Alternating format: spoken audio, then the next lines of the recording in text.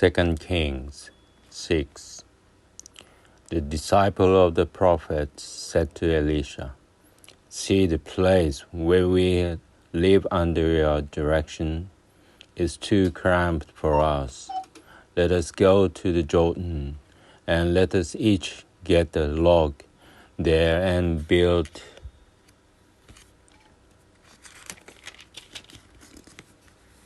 quarters there for ourselves to live in." "Do so," he replied. Then one of them said, "Will you please come along with your servants?" "Yes, I will come," he said, and he accompanied them. So they went to the Jordan and cut timber. As one of them was felling a trunk, the iron axe head fell into the water, and he cried out, "Alas, master, it was a borrowed one." "Where did it fall?" asked the man of God. He showed him the spot, and he cut off a stick and threw it in, and he made the axe head float. "Pick it up," he said. So he reached out and took it.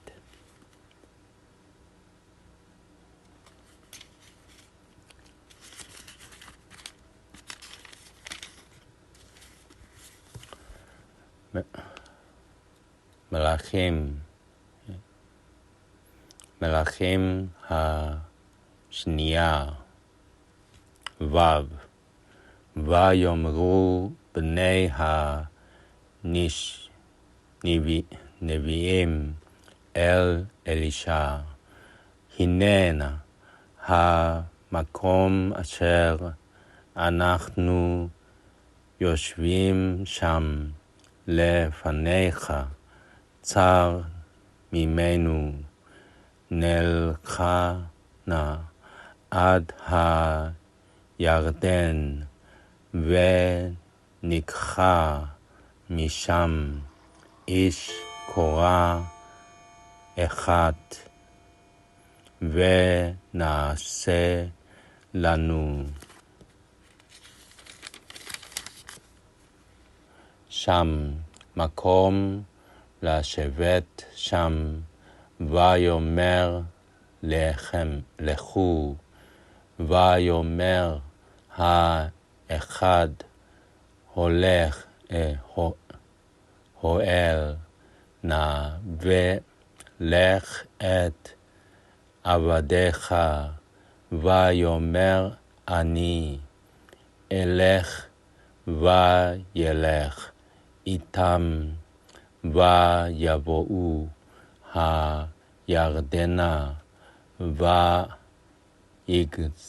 ויגזרו העצים, ויהי האחד מפיל הקורה ואת הברזל, נפל אל המים, ויצעק, ויאמר אחר אדוני, והוא שאול. ויאמר איש האלוהים, אנא נפל, ויראהו את המקום, ויקצב עץ,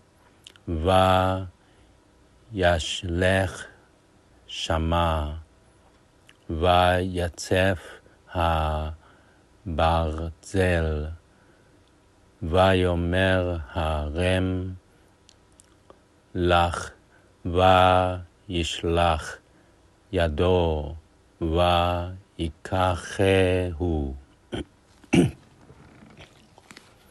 While the king of Aram was waging war against Israel, he took counsel with his officers and said, "I will encamp in such and such a place." But the man of God sent word to the king of Israel, "Take care not to pass through that place, for the Arameans are encamped there. So the king of Israel sent word to the place of which the man of God had told him. Time and again he alerted such a place and took precautions there. Greatly agitated about this matter, the king of Aram summoned his officers and said to them, "Tell me, who of us is on the side of the king of Israel?" "No one, my lord king," said one of the officers. "Elisha, that prophet in Israel, tells the king of Israel the very words you speak in your bedroom. Go find out where he is," he said, "so that I can have him seized." It was reported to him that Elisha was in Dothan. So he sent horses and chariots there and a strong force. They arrived at night and encircled the town. ומלך ארם היה נלחם בישראל ויבעץ אל עבדיו לאמור אל מקום פלוני אלמוני תחנותי וישלח איש האלוהים אל מלך ישראל לאמור הישמר מעבור המקום הזה כי שם ארם נחיתים וישלח מלך ישראל אל המקום אשר אמר לו איש האלוהים והזהירו ונשמר שם לא אחת ולא שתיים ויסער לב מלך ארם על הדבר הזה ויקרא אל עבדיו ויאמר עליהם הלא תגידו לי מי משלנו אל מלך ישראל ויאמר אחד מעבדיו לא אדוני המלך כי אלישע הנביא אשר בישראל יגיד למלך ישראל את הדברים אשר תדבר בחדר משכבך ויאמר לכו וראו איכו הוא ואשלח ואקחהו ויוגד לו לאמור הנה בדותן וישלח שמה סוסים ורכב וחיל כבד ויבואו לילה ויקיפו על העיר. When the attendant of the man of God rose early and went outside, he saw a force with horses and chariots surrounding the town. "Alas, master, what shall we do?" his servant asked him. "Have no fear," he replied. "There are more on our side than on theirs." Then Elisha prayed, "Lord, open his eyes and let him see." And the Lord opened the servant's eyes, and he saw the hills all around Elisha, covered with horses and chariots of fire. The Arameans came down against him, and Elisha prayed to the Lord, "Please strike this people with a blinding light." And he struck them with a blinding light, as Elisha had asked. וישכם משרת איש האלוהים לקום ויצא, והנה חיל סובב את העיר, וסוס ורכב, ויאמר נערו אליו, אדוני, איכה נעשה? ויאמר אל תירא, כי רבים אשר איתנו מאשר אותם. ויתפלל אלישע, ויאמר אדוני, פקח נא את עיניו, ויראה, ויפקח אדוני את עיני הנער, וירא, והנה ההר מלא סוסים ורכב אש סביבות אלישע, וירדו אליו, ויתפלל אלישע אל אדוני, ויאמר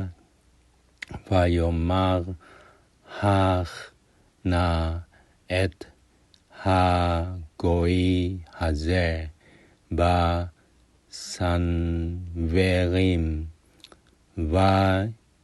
ויקם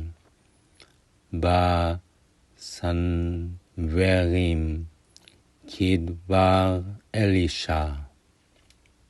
Elisha said to them, "This is not the road, and that is not the town. Follow me, and I will lead you to the man you want. And he led them to Samaria. When they entered Samaria, Elisha said, "O Lord, open the eyes of these men so that they may see." The Lord opened their eyes, and they saw that they were inside Samaria.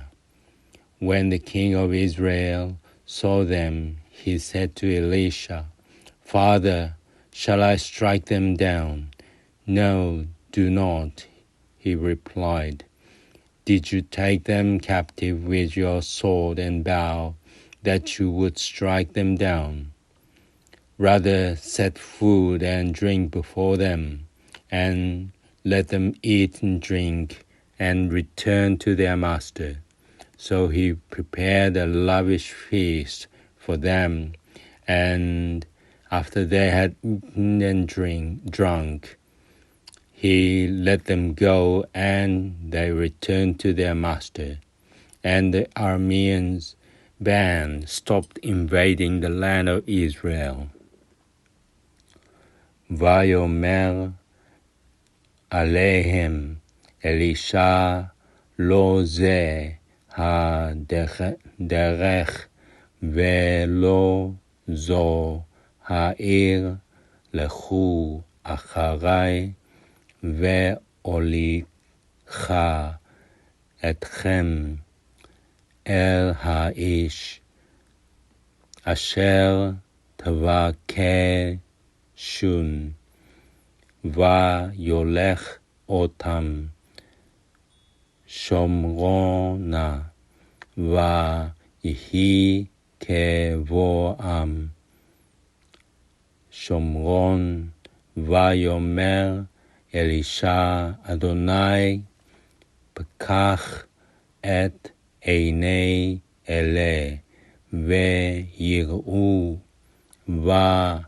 ויפקח אדוני את עיניהם ויראו, והנה בתוך שומרון. ויאמר מלך ישראל אל אלישע, כראותו אותם האחה אבי, ויאמר לו, תכה האשר שבית בחרבך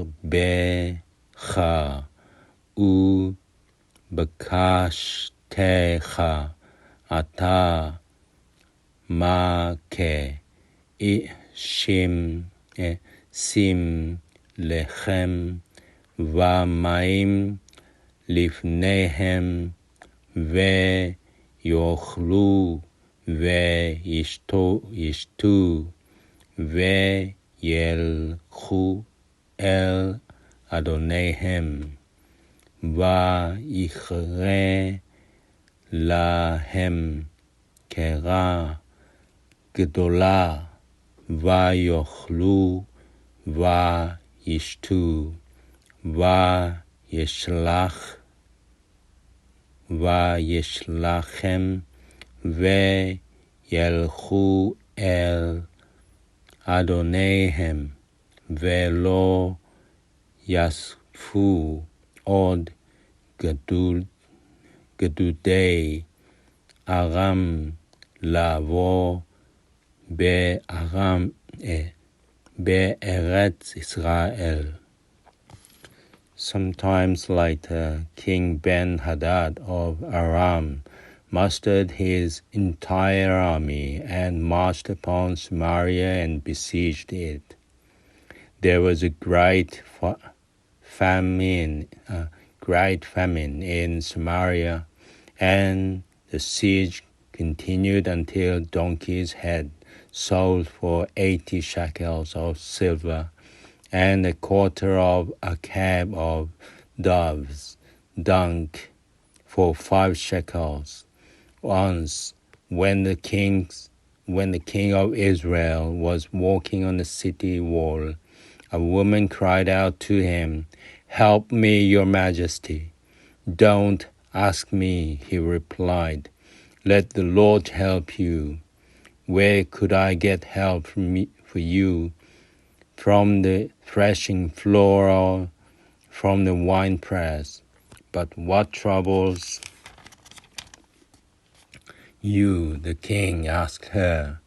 The woman answered, "That woman said to me, 'Give up your son and we will eat him today, and tomorrow we'll eat my son.' So we cooked my son and we ate him.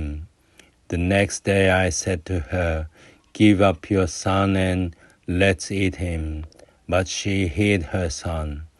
When the king heard what the woman said, he rent his clothes, and as he walked along the wall, the people could see that he was wearing sackcloth underneath.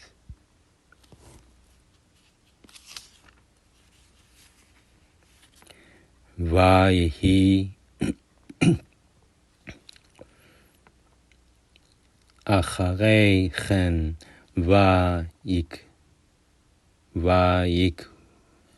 ויקבוץ בן הדד מלך ארם את כל מחנהו, ויעל ויצר על שומרון, ויהי רעב גדול בשומרון, והנה צרים עליה עד היות ראש המור בשמונים כסף, ורובה הקו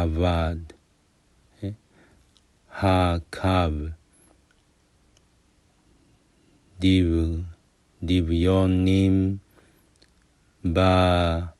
בחמישה כסף. ויהי מלך ישראל עובר על החומה, ואישה צעקה אליו לאמור, הושיע אדוני המלך. ויאמר על יושעך אדוני מאין הושעך המין הגורן או מן היקב. ויאמר לה המלך, מה לך? ותאמר האישה הזאת, אמרה אלי, תני את בנך ונאכלנו היום, ואת בני נאכל מחר, ונבשל את בני ונאכלהו. ואומר אליה ביום האחר, תני את בנך ונאכלנו, ותחביא את בנה. ויהי כשמוע המלך את דברי האישה, ויקרע את בגדיו, והוא עובר על החומה. וירא העם, והנה השק על בשרו מבית. He said, thus and more may God do to me if the head of Elisha, son of Shaphat, remains on his shoulders today. Now Elisha was sitting at home, and the elders were sitting with him. The king had sent ahead one of his men, and before the messenger arrived, Elisha said to the elders, Do you see that murderer has sent someone to cut off my head? Watch when the messenger comes, and shut the door and hold the door fast against him. No doubt the sound of his master's footsteps will follow while he was still talking to them. ויאמר כה יעשה לי אלוהים וכה יוסיף אם יעמוד ראש אלישע בן שפט עליו היום, ואלישע יושב בביתו, והזקנים יושבים איתו, וישלח איש מלפניו, בטרם יבוא המלאך אליו, והוא אמר אל הזקנים, הראיתם כי שלח בן המרצח הזה להסיר את ראשי, ראו כבוא המלאך, סגרו הדלת ולחצתם אותו בדלת הלא כל רגלי אדוניו אחריו. While he was still talking to them, the messenger came to him and said, "This calamity is from the Lord. What more can I hope for from the Lord?"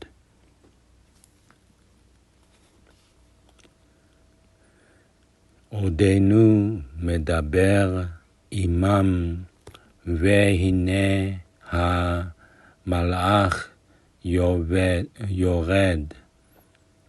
אליו, ויאמר, הנה זאת הרעה מאת אדוני, מה עוד אוכיל לאדוני עוד?